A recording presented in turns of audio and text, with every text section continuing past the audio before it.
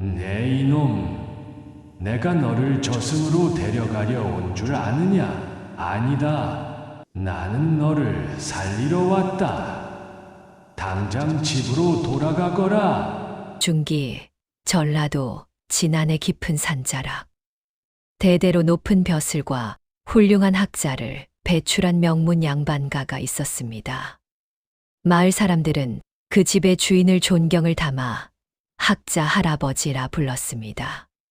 하지만 밖에서 보는 명성과 달리 68 노인의 가슴 속은 이미 차갑게 식어 있었습니다. 아내는 10년 전에 먼저 세상을 떴고 하나뿐인 아들은 한양으로 벼슬을 하러 떠난 뒤 소식이 뜸했습니다.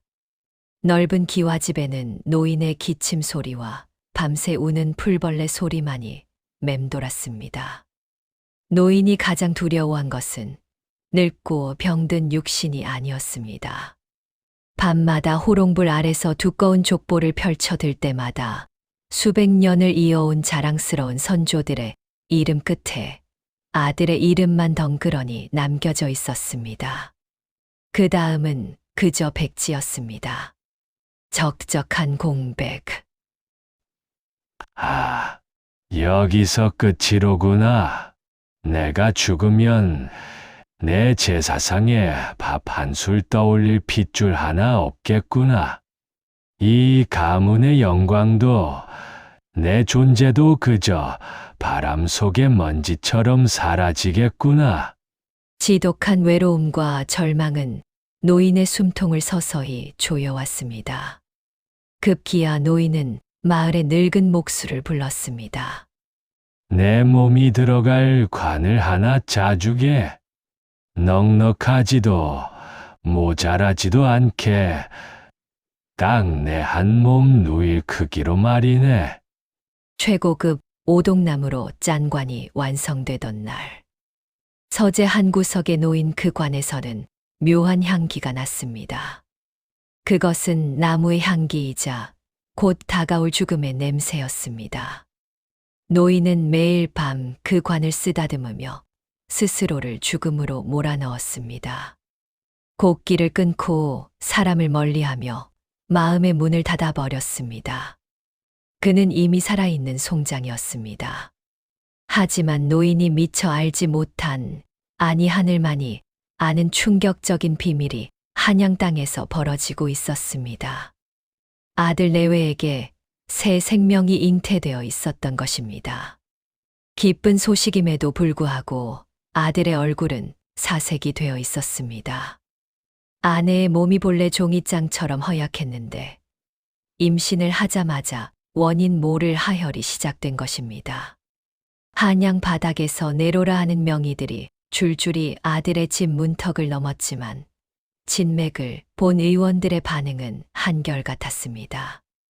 대감 마음의 준비를 하심이 뱃속의 태아가 자리 잡지 못해 산모의 기혈을 갉아먹고 있습니다.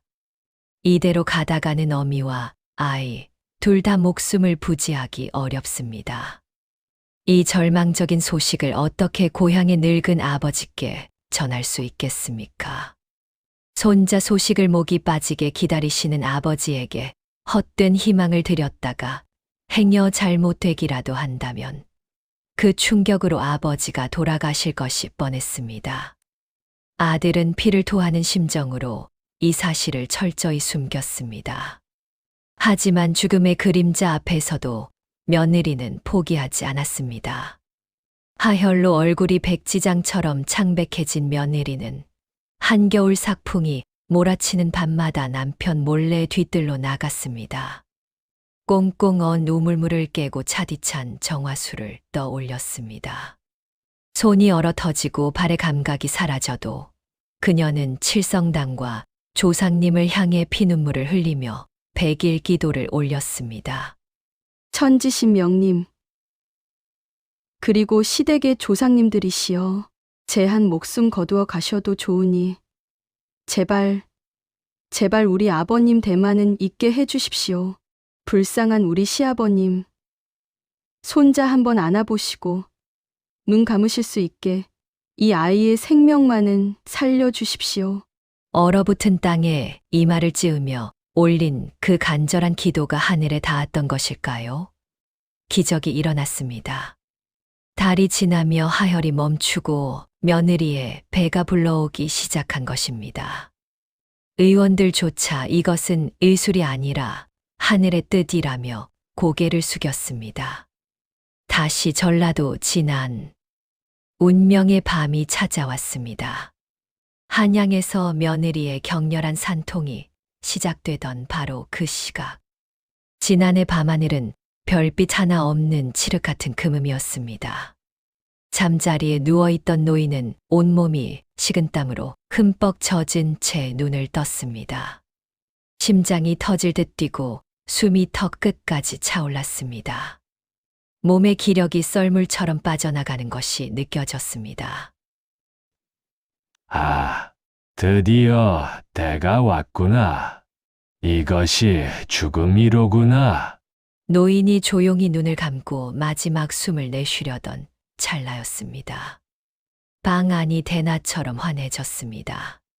창문 밖에서 달빛도 횃불도 아닌 따스하고 은은한 황금빛이 스며들어오고 있었습니다. 마치 누군가 따뜻한 손길로 노인의 이마를 짚어주는 듯 했습니다. 그때 허공에서 낮고 묵직한 그러나 기묘한 울림이 있는 남자의 음성이 들려왔습니다. 학자여, 어서 나오시오. 노인은 놀라 몸을 일으켰습니다. 두렵지 않았습니다. 이미 죽음을 받아들인 자에게 두려움이란 없었습니다. 노인은 지팡이를 짚고 문을 열었습니다. 그 신비한 불빛은 마치 노인을 인도하는 길잡이처럼 어두운 산길 위를 유유히 앞장서서 날아갔습니다. 노인은 홀린 듯 그 빛을 따라 밤길을 걸었습니다. 가시덤불이 바지춤을 잡고 험한 바위가 앞을 막았지만 신기하게도 힘이 하나도 들지 않았습니다. 빛이 이끈 곳은 마을 뒷산 깊은 계곡 안쪽에 자리 잡은 낡은 누각이었습니다. 30년 전 노인이 청년 시절 글을 읽고 학문을 닦던 추억이 깃든 바로 그 장소였습니다. 누각 안에는 회백색의 빛나는 도포를 입은 한 남자가 정좌하고 있었습니다. 얼굴은 안개에 가려진 듯 희미했지만 범접할 수 없는 거대한 위엄과 자비로움이 동시에 흘러나왔습니다.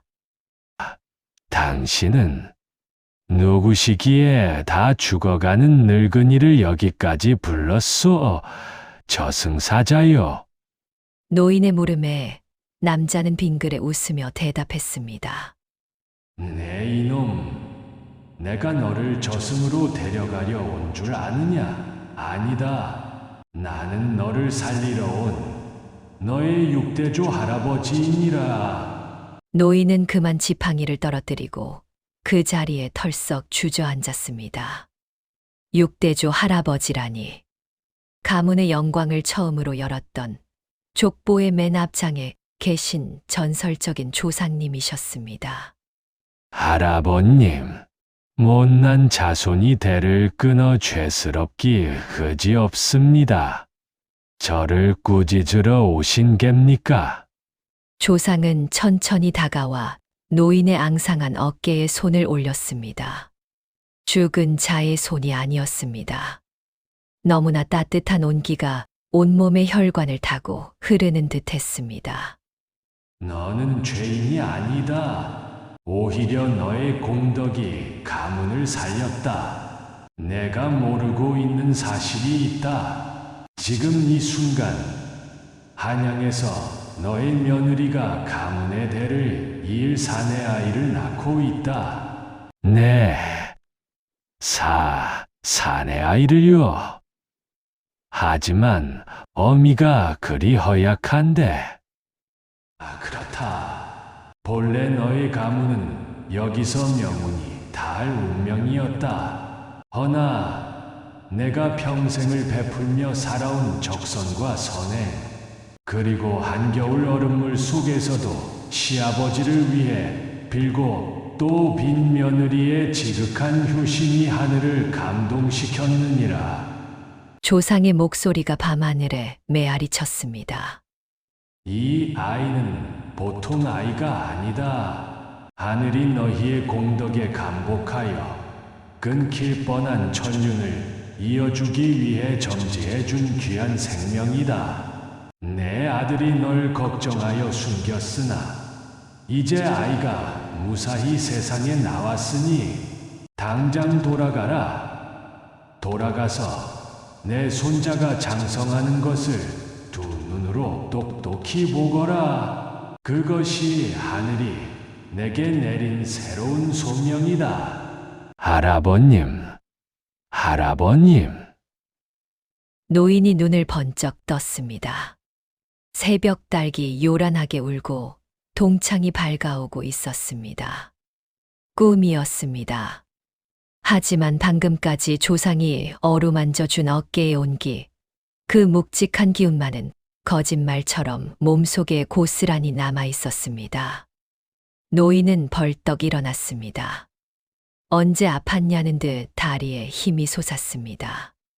단숨에 서재로 달려간 노인은 구석에 놓인 관을 도끼로 박살 내버렸습니다.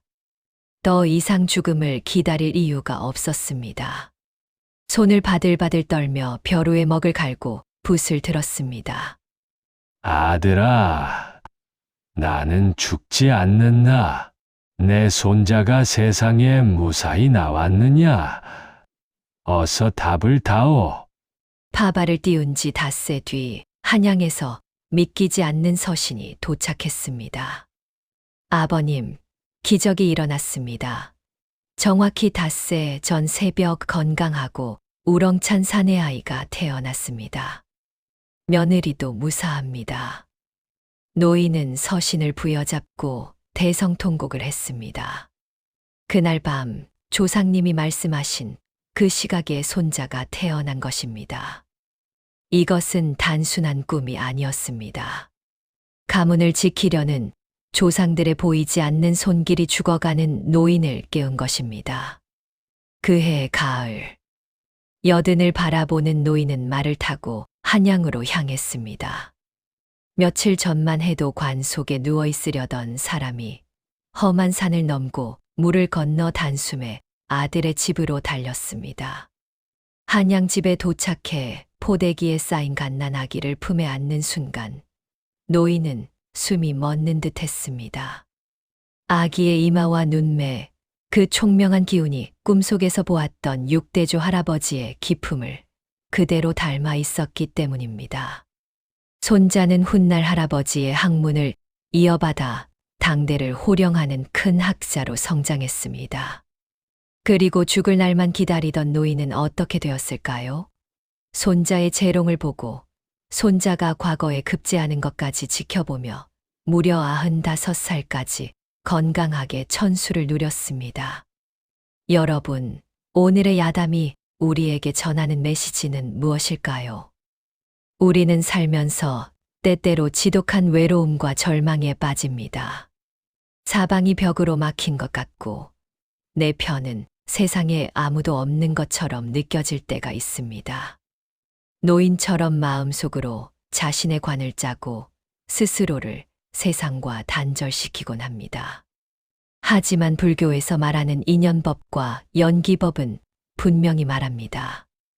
우리는 결코 혼자가 아닙니다. 지금 이 순간에도 여러분의 등 뒤에는 여러분이 이 세상에 태어나기까지 존재했던 수많은 선조들의 간절한 염원이 흐르고 있습니다. 눈에 보이지 않을 뿐 거대한 인연의 그물망 속에서 우리는 모두 연결되어 있습니다.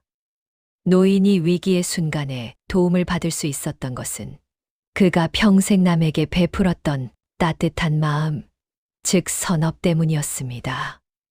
며느리의 지극한 효심이 하늘을 움직인 것처럼 우리가 무심코 베푼 작은 친절 하나, 따뜻한 말 한마디는 결코 사라지지 않습니다. 그것은 우주 어딘가에 차곡차곡 쌓여 언젠가 내가 가장 힘들고 어두운 길을 걸을 때 나를 비추는 찬란한 불빛으로 되돌아옵니다. 당신이 모르는 사이 당신을 위한 복이 부이 조용히 자라나고 있을지도 모릅니다. 오늘 당장 눈앞이 캄캄하고 운이 꽉 막힌 것 같더라도 절대 삶의 끈을 놓지 마십시오. 당신의 삶에는 아직 만나야 할 기적과 피워내야 할 꽃이 남아 있습니다. 어두운 밤 노인을 깨웠던 그 찬란하고 따스한 불빛처럼 오늘 밤 여러분의 마음 속에도 희망의 등불이 환하게 켜지기를 진심으로 기원합니다. 오늘 이야기가 마음에 와닿으셨다면 마음연 채널의 구독과 좋아요 그리고 따뜻한 댓글 한 줄 부탁드립니다. 여러분의 성원이 저에게는 큰 공덕이 됩니다. 시청해 주셔서 감사합니다. 편안한 밤 되십시오.